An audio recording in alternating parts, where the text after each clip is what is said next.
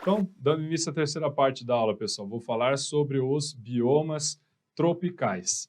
Ah, Saulo, se você fala tropical, eu vou pensar que está entre os trópicos. Exatamente. Lembrando, intertropical, zona, faixa intertropical, zona, faixa tórrida, é justamente sobre essa localidade que eu vou comentar. Ah, então você vai falar sobre uma vegetação que é considerada tropical, equatorial, que é considerada ombrófila também, pluvial. Nossa, o que é tudo isso, Saulo? Eu vou comentar com vocês. Aí, especificando, falando um pouco em relação à Amazônia, falando um pouco em relação à Mata Atlântica, também pensar numa vegetação que tem essa condição, essa característica de savana, por exemplo, e pensando na savana, no nosso país a gente leva em conta o que? O cerrado. Então, vou comentar sobre esses tipos de vegetação. Então vamos lá. Então, terceira parte, biomas tropicais. Primeiro ponto é saber onde eles estão espalhados pelo mundo. E esse mapa temático da projeção de quem? De quem que essa projeção é mesmo, pessoal, que a gente visualiza? Que eu comentei com vocês sobre projeções cartográficas na aula 00. Ah, essa aula eu lembrei, isso daí é a projeção de Robinson, exatamente. Então, nessa projeção de Robinson, que ela é muito utilizada em mapas temáticos, o que a gente visualiza? A gente visualiza as chamadas savanas, que estão nessa coloração laranja. Então, a savana, no caso, a gente visualiza na América do Sul, visualiza-se na África, visualiza-se até na Oceania, particularmente na Austrália. Pensando também em relação às florestas tropicais. Aí vem florestas tropicais, florestas equatoriais, florestas de monções, a gente visualiza em outras partes, como, por exemplo, na América do Sul, bem como na África. Se a gente analisa a Ásia também e até a Oceania, podemos encontrar esse tipo. Lembra que eu comentei com vocês, falando sobre essas florestas tropicais, que muitas vezes elas podem acabar tendo o mesmo significado? Então, vamos lá.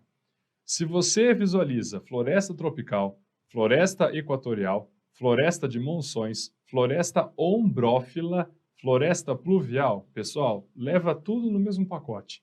Tudo isso no mesmo pacote, Saulo? Sim, pode considerar tudo isso como sinônimo. A diferença entre essas terminologias vai ser o quê? A localização. Então, se eu falar em floresta de monções, floresta monçônica também chamada, vou pensar numa vegetação que ela está lá na condição de clima de monções, na Ásia principalmente, subcontinente indiano, sudeste asiático, sul do extremo oriente, enfim, essas localidades principalmente. Se eu falar em relação a uma floresta, o quê? Tropical, vou pensar que é uma floresta que está o quê? Um pouco afastada da linha do Equador.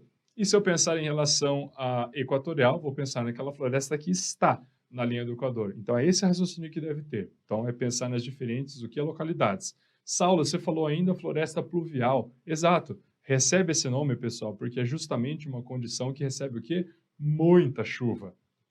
Pensando na Amazônia, 2.500, 3.000 milímetros por ano. Se eu for pensar em algumas regiões da Mata Atlântica, pode receber essa quantidade, ou pode receber uma quantidade até maior. Se eu for analisar a floresta monçônica, também recebe uma quantidade gigantesca de água. E detalhe, num período até mais curto do que um ano, 3, 4 meses, dependendo da situação. Falo também em floresta ombrófila. E o que é isso, Saulo, essa chamada ombrófila? Ombrófila vai no sentido de ela conseguir se adaptar a muita umidade. Então, se você visualiza essa palavra, floresta ombrófila, o significado é justamente esse. Pensar que ela o quê? Consegue se adaptar a essa grande quantidade de umidade. Por falar nisso, muitas vezes acaba escutando a palavra floresta, mas é importante ter o quê? Em mente o significado dela. Ah, então, Saulo, fala-se floresta, vou pensar num conjunto de árvores. Exatamente. A floresta, ela é caracterizada pela vegetação o quê? Arbórea. Não que não exista a vegetação arbustiva ou até a vegetação rasteira, dependendo da região que eu analiso, mas ela é marcada pela vegetação o quê? De grande porte, a vegetação arbórea. Além disso, nesse mapa a gente está visualizando o quê? As savanas. E conforme eu havia comentado com vocês, savana a gente pensa principalmente na África, mas é importante lembrar que no nosso país nós temos o quê? O cerrado. E se comparar o cerrado com a savana, eles acabam tendo o quê? Uma semelhança impressionante. Tanto é que na classificação internacional, até mesmo a caatinga acaba sendo levada em conta como se fosse uma savana. Mas se a gente for parar para analisar mais friamente, a gente percebe que não é bem assim. Até porque a caatinga ela possui particularidades. Não é à toa que é um bioma exclusivo do Brasil. Ah, é, Saulo? Opa, não tem outro lugar no mundo algo parecido com a caatinga. Caatinga, Mata Branca, e a gente vai ver a caatinga com detalhe também quando eu falar sobre os biomas das regiões áridas. Então vamos lá.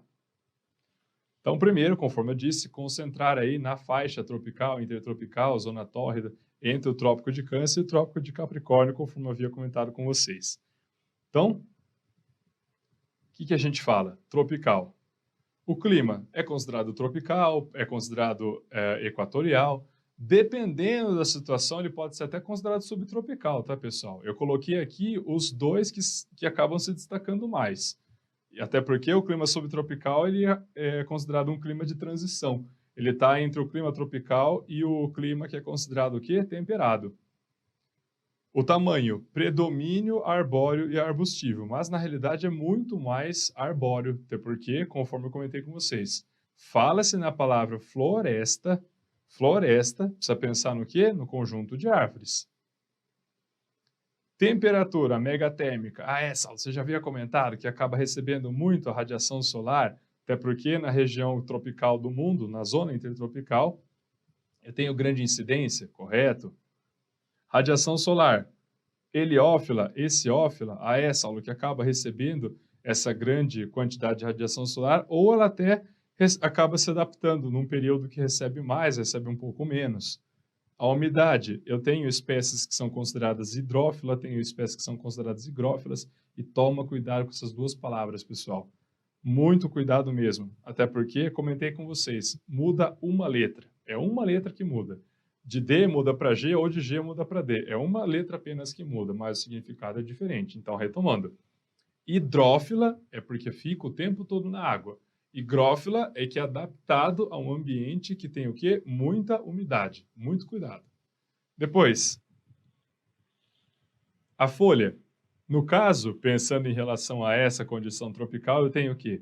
Folha que é latifoliada, tem folha que é aciculifoliada, perennifólia, semidecídua. Aqui você pode estar se perguntando, mas Saulo, é um ambiente que recebe muita essa radiação solar. Mesmo assim, vou ter certas espécies que têm essa folha aciculifoliada? Tem, pessoal. Toma muito cuidado com isso.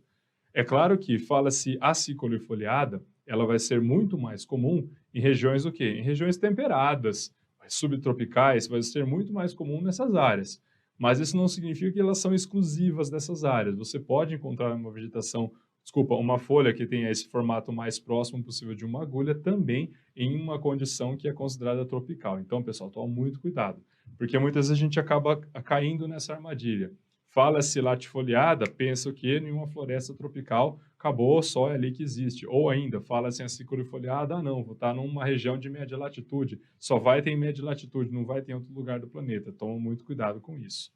Depois, ainda comentei sobre perennifolia. O que é perennifolia mesmo, pessoal? Ah, é perennifolia, Saulo, porque a folha ela não cai, não tem por que ter esse mecanismo de defesa, seja por conta da temperatura ou seja por conta da estiagem. Exato. E lembrando o sinônimo, o sinônimo é importante lembrar, pessoal. Fala-se perennifolia, tem um sinônimo, como é que chama mesmo? Indecídua, é esse nome que recebe. E tem vegetação, e tem espécies, melhor dizendo, semidecídua. Ah, é quando algumas folhas caem de uma determinada vegetação, exato. A raiz, nós temos raízes que são consideradas tabulares, conforme a gente mostrei para vocês, são aquelas raízes o que mais superficiais, que elas não conseguem encontrar no subsolo, mas elas conseguem encontrar o que é a vegetação mais superficialmente. Eu tenho vegetação, tenho raiz também que é estrangulante. Estrangulante, Saulo? Sim, o próprio nome está falando. A raiz ela acaba estrangulando outra espécie. E nós temos também a sugadora, uma raiz que acaba sugando os nutrientes de uma outra vegetação, de uma outra raiz. No caso, sobre essas condições tabulares, as superficiais, é importante ressaltar o seguinte: quando a gente fala em relação à Amazônia, a Amazônia realmente ela acaba tendo no porte arbóreo uma raiz com essas características tabulares, superficiais, conforme eu havia comentado com vocês. E, pensando na derrubada da floresta, acaba sendo muito mais fácil, porque a raiz não é tão profunda. Ah, quer dizer então que ela acaba tendo uma certa fragilidade quando for pensar na queda de uma árvore, sim? Tanto é que uma técnica utilizada para fazer a queda da vegetação do porte arbóreo na Amazônia é o quê? Usando 2 tratores, coloca uma corrente gigantesca entre esses 2 tratores e começa a fazer com que esses tratores vão adiante. Então, o fato de essa corrente ela conseguir encostar na árvore começa a criar um efeito dominó de derrubada. Tá brincando, Saulo? Não. E muitas vezes isso acaba acontecendo. Principalmente quando a gente fala das derrubadas ilegais. Por outro lado, quando a gente analisa o cerrado no nosso país, a raiz dela não vai ser o que? Superficial, tabular, conforme eu havia comentado com vocês. Ela vai ser o que? Mais profunda, vai ser considerado o quê? Pivotante, axial. Sendo pivotante axial, ela é mais profunda. Então, vai ficar o que? Mais difícil fazer a derrubada dessa vegetação com essa técnica por meio dos tratores e entre eles uma corrente para fazer a derrubada deles. Depois, então, pensando aí agora fazer o estudo dos biomas no nosso país. Começar a falar sobre o quê? Sobre a Amazônia. Esse mapa que vocês estão vendo à esquerda, ele é muito didático, muito didático. Ele deixa marcado quais são os biomas, quais são os domínios morfoclimáticos, se assim preferirem. Na geografia, conforme eu havia dito para vocês, é muito mais utilizada a palavra domínio morfoclimático do que bioma, mas na geografia entendo como sinônimo, não tem problema nenhum quanto a isso. O que acontece? Então, nós temos aí os 6 domínios morfoclimáticos e nós temos as chamadas faixas de transição, o que estão entre esses domínios morfoclimáticos. Até porque faixa de transição vem justamente dessa ideia, que está entre elas. Então, vamos lá. Primeiro, comentar com vocês sobre a Amazônia. Então, o domínio morfoclimático amazônico, que é o número 1. Estão vendo que ele acaba envolvendo a região norte? Ah, é, Saulo, verdade, sim. E estão vendo também que existe um pequeno pedaço no estado de Roraima, na verdade, a maior parte do estado de Roraima, que ele tem uma coloração branca, ou seja, que é uma faixa de transição? Estou vendo também, Saulo, ótimo. O que eu estou querendo dizer com isso, pessoal? De modo geral, qual vai ser o pensamento que você vai ter?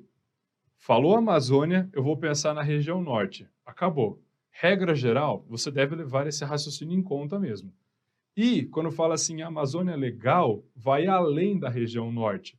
É importante lembrar que a região norte ela é composta por 7 estados, e quando nós falamos da Amazônia legal, vai um pouco além disso. O que é esse além, Saulo? Esse além significa que vai envolver também o norte do estado do Mato Grosso, assim como vai envolver o oeste do estado do Maranhão. Então, oeste do estado do Maranhão, norte do estado do Mato Grosso, com mais os 7 estados da região norte, formam essa chamada Amazônia Legal. Então, pensou nessa Amazônia Legal, vem à cabeça automaticamente a condição o quê? Florestal amazônica.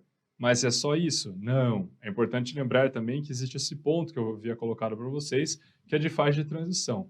Isso significa que, apesar de a região norte ser majoritariamente envolvida pela floresta amazônica, existem certos pontos dessa localidade no nosso país que envolve outros biomas também. Você está brincando, Saulo? Não. Tudo vai depender das condições o quê? Climáticas. Climáticas, do solo, do relevo, da altitude. Tudo isso vai fazer com que seja modificado. O que eu estou querendo dizer com isso? Estou querendo dizer que, quando a gente fala sobre a região norte, pensando na Amazônia Legal, não vai ser 100% a Amazônia. Ah, não, Saulo? Não. Certas regiões vão encontrar o quê? Traços que são parecidos com o cerrado, que são parecidos com o campos, que é uma vegetação típica localizada no sul do Rio Grande do Sul. Se a gente pensar até em relação à caatinga, você está brincando? Não. Existem traços de caatinga, vamos falar dessa forma. Tanto é que o professor Aziz Nassib Absaber chamava isso de mosaico. Dentro da Amazônia existe o quê? Mosaicos. Mosaico de campos, mosaico de caatinga, mosaico de cerrado, que acaba envolvendo essa vegetação. Tanto é que vou mostrar para vocês em um outro mapa, e esse outro mapa vai deixar claro o quanto acaba sendo o quê? Bastante misturado na realidade. Olha só. Então, mais uma vez, esse mapa da esquerda, ele é aquele considerado o quê? Mais didático. E é o mapa clássico quando a gente pensa em questões que envolvam os domínios morfoclimáticos. Mas é importante ressaltar que não é bonitinho desse jeito, né? Se a gente for parar para analisar a realidade. Olha a diferença. Nossa, Saulo, aí tá uma bagunça. Exatamente. Posso pensar que aí tá uma bagunça. Por exemplo, olha só a floresta amazônica, que está na coloração verde mais escuro. Dentro da região norte, que eu havia comentado com vocês, eu tenho traços de outras vegetações. Eu tenho traço de campos, eu tenho traço de cerrado, conforme eu havia comentado com vocês, e até de caatinga, que na realidade já havia adiantado. Então, pessoal, esse mapa da direita deixa bastante claro que não é dividido bonitinho como a gente está vendo da esquerda. Não, se a gente for parar para analisar, acaba sendo essa mistura, esse mosaico, conforme o Aziz Absaber comentava. Então, pessoal, isso é importante ter em mente. Pensando nessa condição para saber mais com mais facilidade, esse mapa mais clássico da esquerda que acaba sendo muito utilizado, pensando nos diferentes domínios morfoclimáticos do nosso país. Lembrando, né, domínio morfoclimático, bioma, vai estar assim bonitinho, vai. Na prática, funciona dessa forma? Na prática, a gente vai ver o da direita. Claro que, ainda assim, é um mapa considerado o quê? É um mapa considerado para fins didáticos. Se a gente for para detalhar a realidade, vai ser mais mosaico ainda do que está sendo mostrado. Mas, no caso, a gente começa a perceber o que essas adaptações. Estão percebendo que, em relação à região norte do nosso país, a vegetação ela acaba mudando aonde? Pensando no estado de Roraima, por exemplo. Ah, Saulo, veja uma modificação mais expressiva no estado de Roraima. O que tem lá em Roraima que tem essa modificação? Lembra que eu falei para vocês que o clima, o próprio solo, a questão topográfica, a altitude, isso pode influenciar na vegetação? Exatamente isso que acontece. Quando a gente analisa o estado de Roraima, ou Roraima, né, como queiram a pronúncia, o que acontece? Eu estou num ponto do nosso país onde a topografia ela é mais o quê? Ela é mais elevada. Ah, é, Saulo, até porque existe o chamado escudo cristalino das Guianas, e envolve essa área que a topografia é mais elevada. Já ouvi falar do Monte Roraima, ou Monte Roraima. Já ouvi falar também do chamado Pico da Neblina, não está no estado de Roraima, mas tem uma certa proximidade, que encontra-se no estado do Amazonas, enfim. Então, realmente, acaba sendo uma região onde a altimetria é mais elevada. E sendo uma altimetria mais elevada, a vegetação se adapta a isso, Saulo? Exatamente o que acontece. Então, quando a gente começa a analisar essa localidade na Amazônia, a própria condição climática vai impor que a vegetação consiga se adaptar. Então, ela se adapta em forma de campos, conforme eu havia comentado com vocês, se adapta também em forma de cerrado, aí depende da localidade, do tipo de solo e assim por diante. Lembrando do clima, quanto mais elevada for a topografia, o que acontece com a temperatura? Mais baixa é a temperatura. Ah, então é por isso que realmente nessa localidade, a vegetação vai se adaptar? Exatamente, e é isso que eu estou batendo na tecla com vocês. Continuando. Então, começando aí a falar sobre o quê? Falar sobre o domínio morfoclimático da Amazônia. 3,3 milhões de quilômetros quadrados. Nossa, Saulo, realmente é uma área gigantesca, gigantesca, pessoal. Isso aqui é equivalente a ser aproximadamente 60% do território brasileiro é a Amazônia. Tá brincando? Não, 55%, 60%, mais ou menos essa porcentagem. Então, é uma área muito expressiva mesmo. Maior bacia hidrográfica do mundo. Na verdade, já havia até adiantado isso com vocês. Em torno de 2.500 milímetros ao ano. Então, esse é o índice pluviométrico. Tem lugar que é um pouco mais, tem lugar que é um pouco menos. Então, colocando aí na média. Lembrando que, quando fala assim domínio morfoclimático, isso precisa vir à cabeça. A gente precisa lembrar qual é o local desse domínio morfoclimático. Lembrando que domínio morfoclimático é uma terminologia só utilizada para os biomas do Brasil. Então, é importante lembrar o quê? Lembrar a sua localização, lembrar também as outras características, no que tange ao clima, no que tange à vegetação, o relevo, a hidrografia. Então, tudo isso acaba contando quando nós falamos em domínio morfoclimático. Depois, média de 25 graus Celsius, temperatura que então elevada,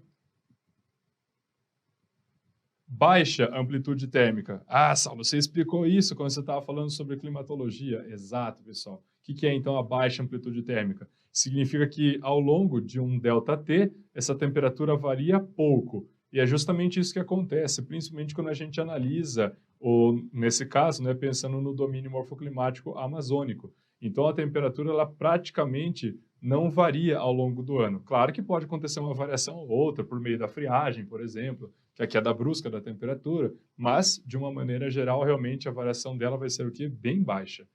Depois, nós falamos sobre splash. Saulo, o que significa splash?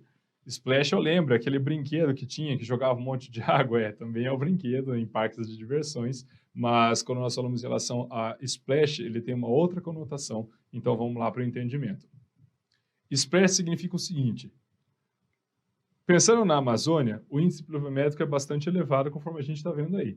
Saulo, 2.500 milímetros por ano. Exatamente, é bastante elevado. E o que isso significa? O que isso tem a ver com o splash? Vamos lá. Então, a gota d'água, ao entrar em contato com o solo, vai fazer com que os minerais que estão, os nutrientes que estão nesse solo, eles acabem se espalhando. Aí você está se perguntando, você está brincando, Saulo? Só com a gota d'água da chuva vai acontecer esse espalhamento? Sim, até porque não estou falando de uma gota de chuva, estou falando de várias gotas de chuva durante um longo período. Então, isso vai fazer com que comece a se espalhar com mais facilidade.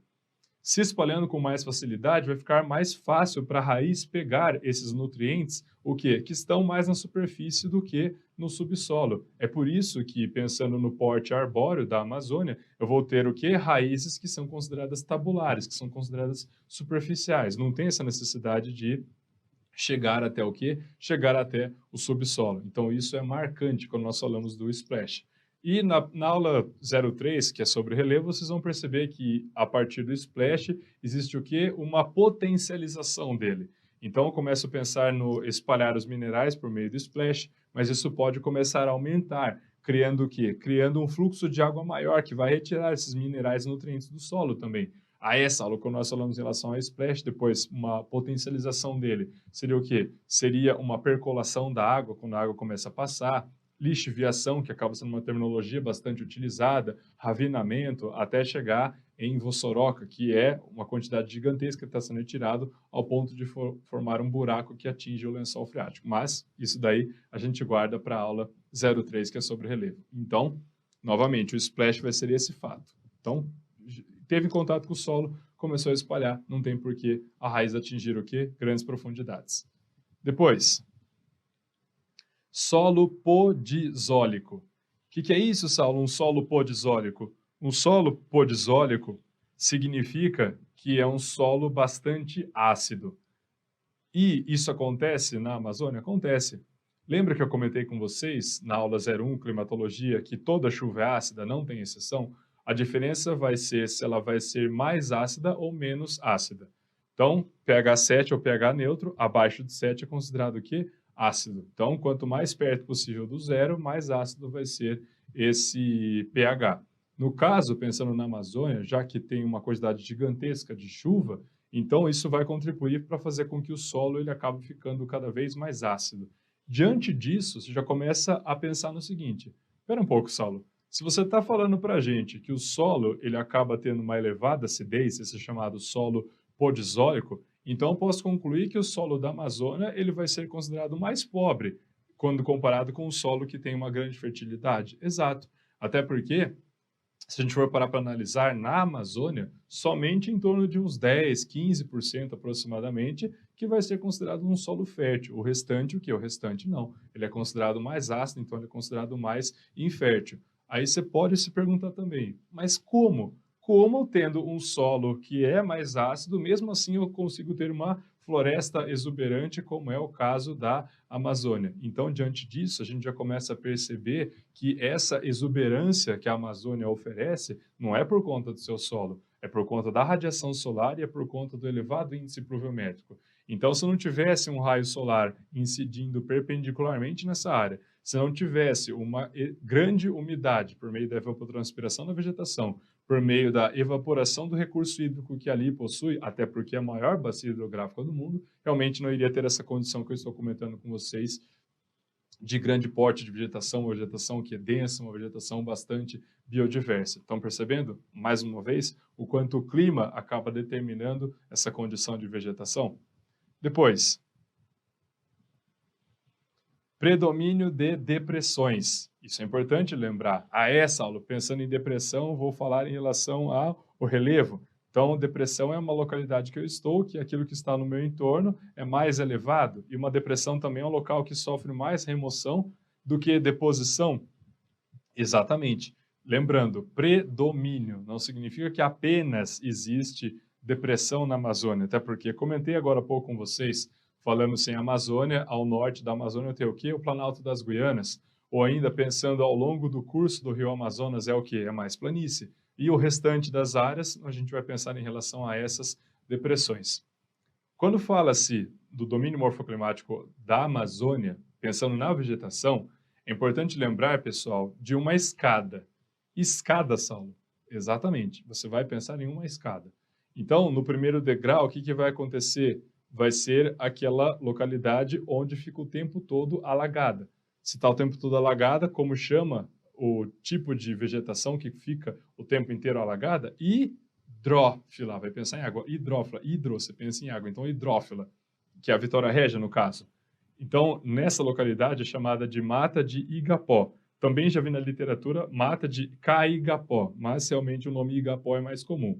Depois, num segundo degrau, eu tenho chamado a Mata de Várzea. Nessa Mata de Várzea, ela fica seca, mas ela fica coberta por água também. E quando vai ficar coberta por água, Saulo? Quando tiver a cheia do rio, ou seja, tiver um índice pluviométrico maior, fazendo com que tenha esse transbordamento, então essa localidade vai ficar o quê? Alagada. E o último degrau é chamado de terra firme, a mata de terra firme. Nessa localidade realmente não vai existir o quê? Esse alagamento que eu estou comentando com vocês. Pensando aí na mata de várzea, nós temos como exemplo a seringueira, que é a vegetação utilizada para extrair o látex, que foi super importante no ciclo da borracha, e ainda é, mas foi mais ainda no início do século XX. E quando a gente fala em relação à terra firme, que não fica alagada, nós temos o que? Diversas espécies de castanheira, por exemplo.